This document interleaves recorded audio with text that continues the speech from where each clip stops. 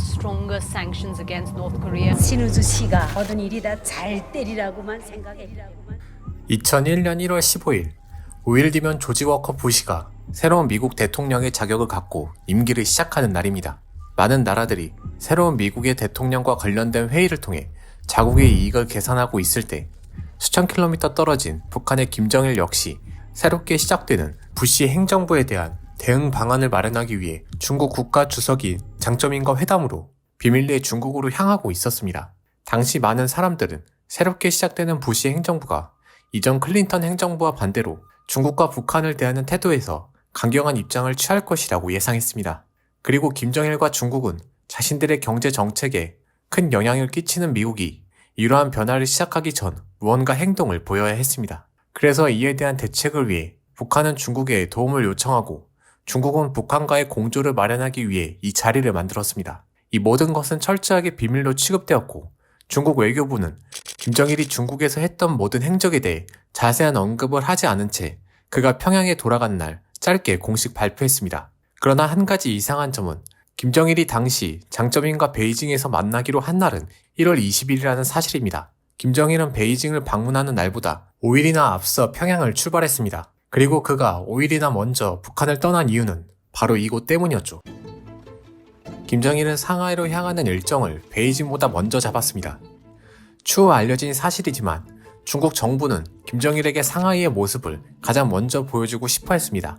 중국은 상하이의 성공을 보여줌으로써 북한의 개혁 개방에 영향력을 행사하고 싶어 했고 김정일은 이러한 중국의 적극적인 행동에 따라 상하이로 먼저 향했다는 것이었습니다. 김정일이 상하이에 도착할 때까지 중국의 소수 관료를 제외한 어느 누구도 이곳에 김정일이 올 것이라는 사실을 알지 못했습니다.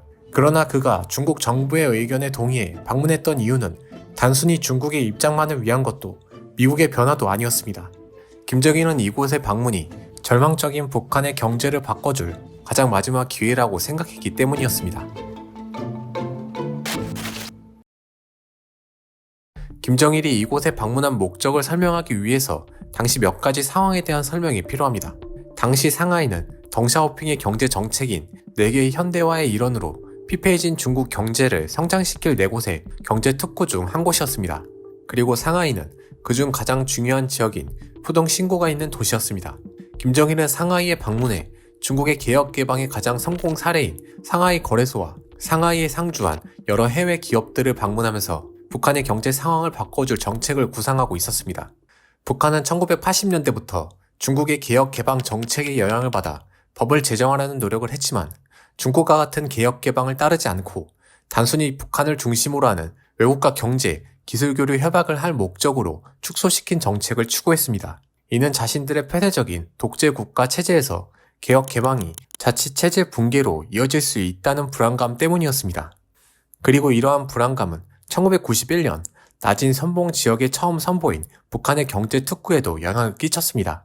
당시 나진 선봉 경제 특구는 중국, 러시아, 한국, 몽골 등과 함께 다장한 협력으로 추진했지만 북한은 중국처럼 개혁 개방 중심으로 참여 국가나 기업에게 협력하기보단 자신들의 자주권을 중심으로 하는 형태로 진행되길 원했습니다. 그 결과 해외 자본이 가장 중요했던 경제 사업에서 북한의 입장을 중시한 나머지 해외 자본이 쉽게 투자되지 못하는 환경이 만들어져 사실상 실패한 첫 경제 실험이 되었습니다. 북한의 실패한 첫 번째 경제 실험과 중국 상하이에서 목격한 성공적인 개혁 개방. 김정일은 북한의 첫 경제 실험이 실패한 이후 방문한 중국 일정에서 거의 모든 시간을 상하이에서 보낼 만큼 중요하게 생각했습니다. 그리고 북한이 해외 자본에게 매력을 보일 수 있도록 더 적극적이고 더 개혁적인 경제 개방을 해야 한다는 점을 깨닫게 됩니다. 중국과의 회담 이후 평양에 돌아온 김정일은 경제 개혁이 성공하기 위해서 해외 자본이 중요하다는 사실을 알게 되었고 이에 대한 조언을 듣기 위해 여러 해외 사업가들과 만나기 시작했습니다. 그리고 그 후보자 중 한 명에는 북한과 협업해 평양에 온실 사업을 하고 있던 화교 출신 사업가 양빈이 있었습니다. 그는 김정일이 2001년 상하이 방문 당시 만난 사업가 중 한 명으로 북한의 겨울철 채소 수급을 위한 온실 사업을 위해 중국 정부의 승인을 받고 평양에 대규모 온실을 건설해 북한의 겨울철 채소를 공급하고 있던 사업가였습니다.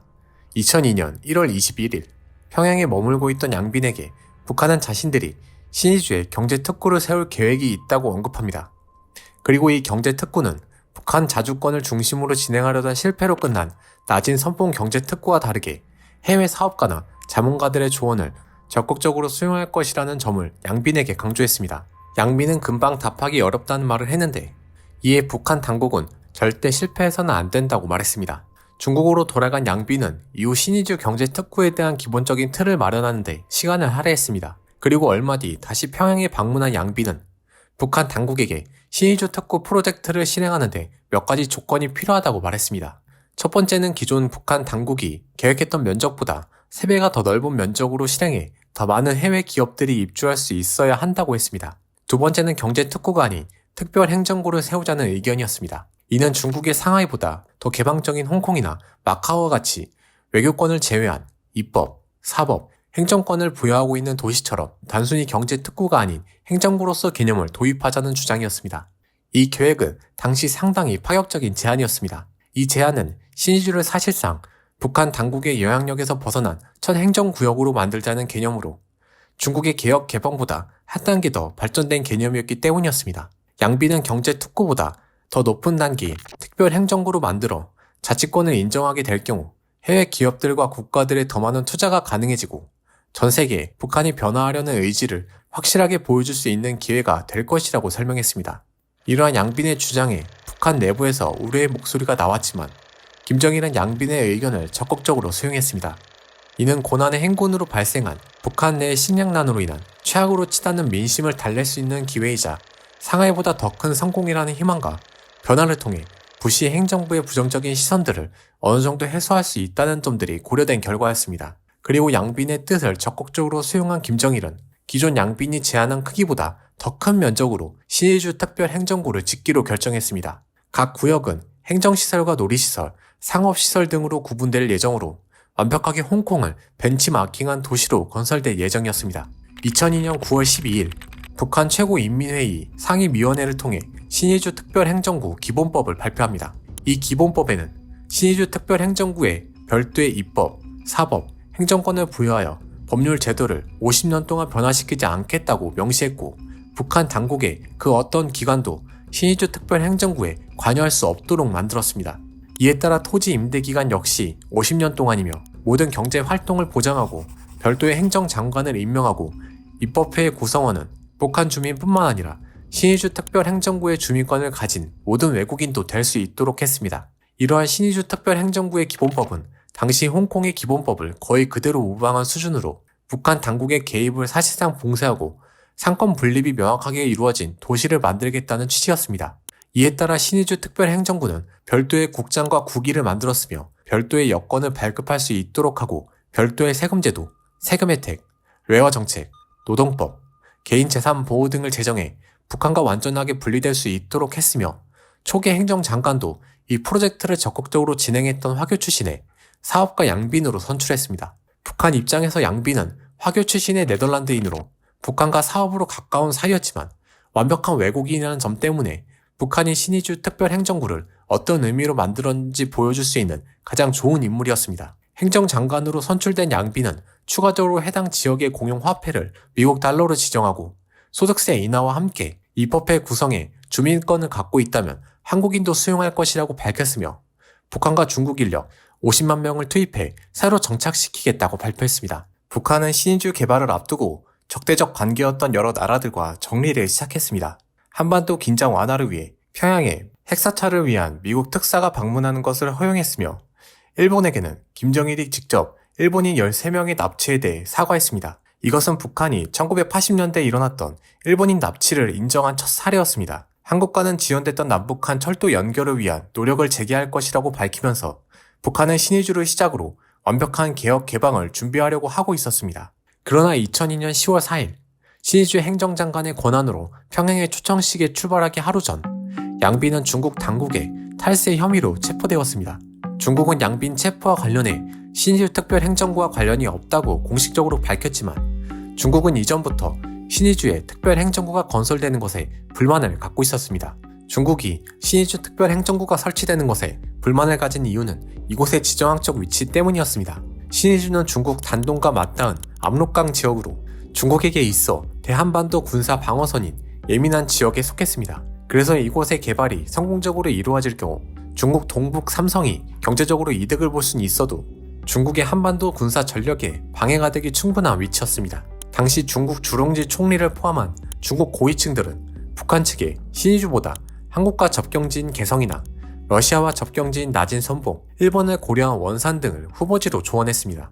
그러나 북한은 상당히 파격적인 조건의 도시 건설을 되도록 평양과 멀리 떨어진 곳에 만들어 단계적으로 북한 내부의 경제개혁을 추진하려고 했다는 점과 당시 신의주는 중국과 비교적 왕래가 자유로웠고 중국의 폭발적인 경제 성장의 영향을 받기 좋은 위치였으며 외교적 상황을 고려해도 중국의 추천 지역보다 신의주가 적합하다고 판단해 중국 정부와 의견 차이가 있었습니다. 북한과 중국의 소통이 원활하지 않았다는 점도 중국에게는 불만이 컸습니다. 실제로 북한이 양빈을 행정장관으로 내정한 것이 양빈이 조건을 제시했던 2002년 1월 말이었고 공식 임명 시기가 9월인 점을 고려하면 그 사이에 이 계획에서 가장 중요한 역할인 중국의 동의가 필수적이었고 이 사안을 협의할 수 있는 시간이 있었습니다. 그러나 중국이 같은 해 3월부터 이미 관련 사실을 인지하고 있었지만 5월이 돼서야 평양 주재 중국 공사를 소환해 통보한 것이 전부였습니다. 북한은 중국을 무시한 채 양빈과 독단적으로 일을 진행시켰지만 북한은 자신들에게 양빈을 소개시켜준 중국이 이 계획을 당연히 지지할 것으로 확신했습니다. 이러한 확신에는 중국이 상하이를 북한에게 적극적으로 홍보했다는 점과 중국이 북한의 개혁 개방에 굉장히 긍정적이었던 태도 때문이었지만 정작 중국은 북한의 개혁 개방에 영향력을 행사하고 그 성과를 중국의 이익이 되는 방향으로 원했을 뿐 북한이 주도적으로 나서서 일을 진행하고 독자적으로 개방 정책을 추진하려는 모습을 바라진 않았습니다. 신의주 특별행정구 프로젝트 계획의 가장 큰 계획이었던 양빈이 체포되면서 차질이 생길 때쯤 북한에게 외부적인 문제도 발생하기 시작했습니다. North to forswear its nuclear weapons ambitions. IAEA allowing them to reestablish monitoring. To make 1, 2, perhaps 3 nuclear weapons. 양빈이 체포되고 2주 뒤 미국에서 작성된 핵무기 개발 계획 보고서가 발표되면서 북핵 문제가 불거지기 시작했습니다. 당시 발표에 대해 통역의 오해가 있었다는 일부 주장이 있었지만 북한이 미국에게 신뢰를 주지 못한 상황과 부시 행정부가 북한을 부정적 시선으로 보는 상황으로 인해 큰 문제로 부각되지 못했습니다. 이후 바로 다음 달인 11월 한반도 에너지 개발 기구가 대북 중위 지원을 중단하기로 결정하고 12월 북한이 이에 대응하는 핵동결 해제 선언을 하면서 2차 북핵 위기가 시작되었습니다.